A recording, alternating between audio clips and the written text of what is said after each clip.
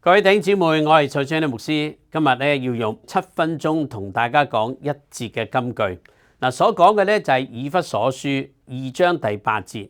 聖經話：你們得救是本乎恩，也因着信。這並不是出於自己，乃是神所賜的。咁呢段嘅經文咧提到你們得救是本乎恩。首先咧佢就將得救嘅源頭咧直接就指向咗神嗰處。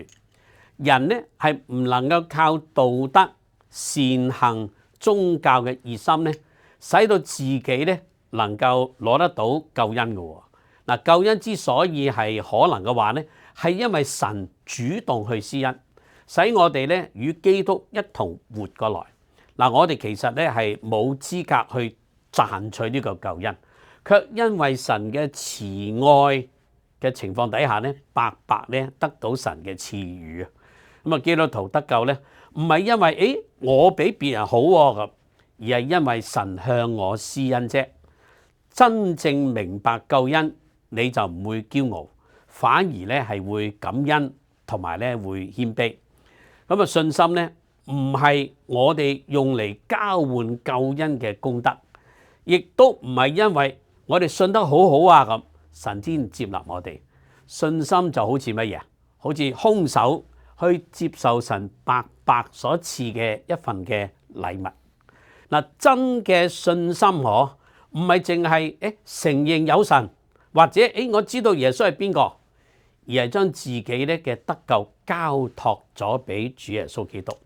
就好似知道嗰個橋梁能夠承載重量，咁你要真正踏上喺嗰度橋嘅上邊至得噶。信心嘅力量唔係喺信心本身到底可有幾強，而係喺所信靠嘅基督係唔係好可靠。軟弱嘅信心，如果找住嘅一個可靠嘅救主咧，仍然係有真正嘅盼望嘅。我哋唔能夠用我哋嘅好行為去購買救恩，但係呢個並唔表示咁我哋唔好做好行為咯。唔係行善，所以我哋得救，而係咧當我哋得救咗之後，我哋要去行善。所以善行咧唔係救恩嘅根，而係救恩結出咗嚟嘅果子。基督徒會服侍啊，會奉獻啊，去愛人啊，追求聖潔等等，唔係為咗使到神咧更加咧係接納我哋。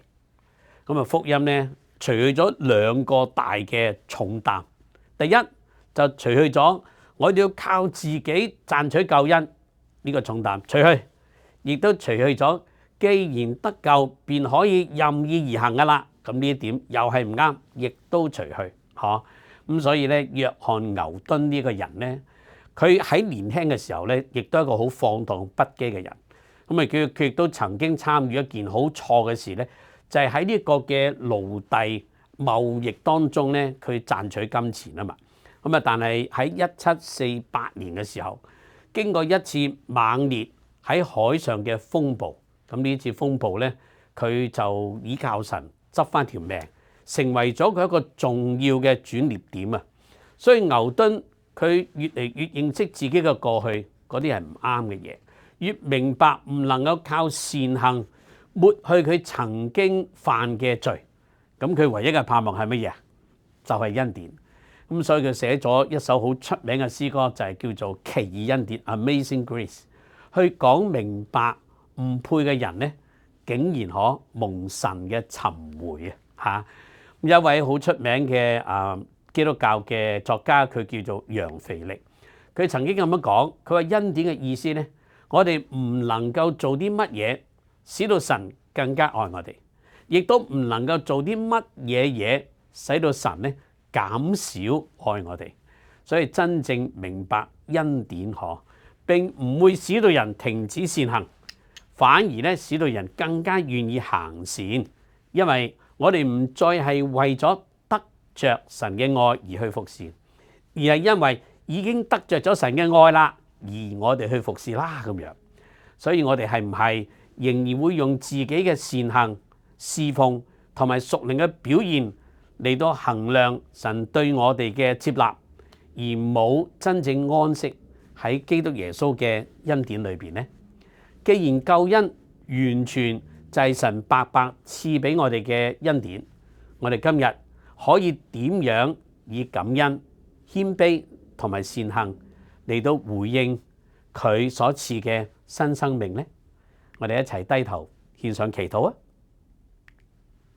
親愛天父，感謝你藉着基督白白嘅賜嘅救恩，使我哋唔係靠自己嘅善行，而係因着恩典，藉着信以致得救。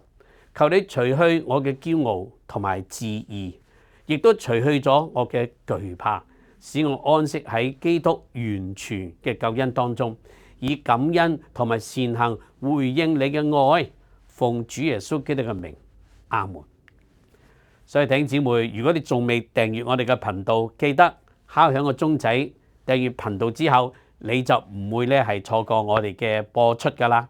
如果我哋嘅視頻對你有幫助，請你記得以奉獻、以支持我哋嘅工作，使你呢個工作能夠繼續持續落去，亦都繼續可以發展。願神賜福俾你哋。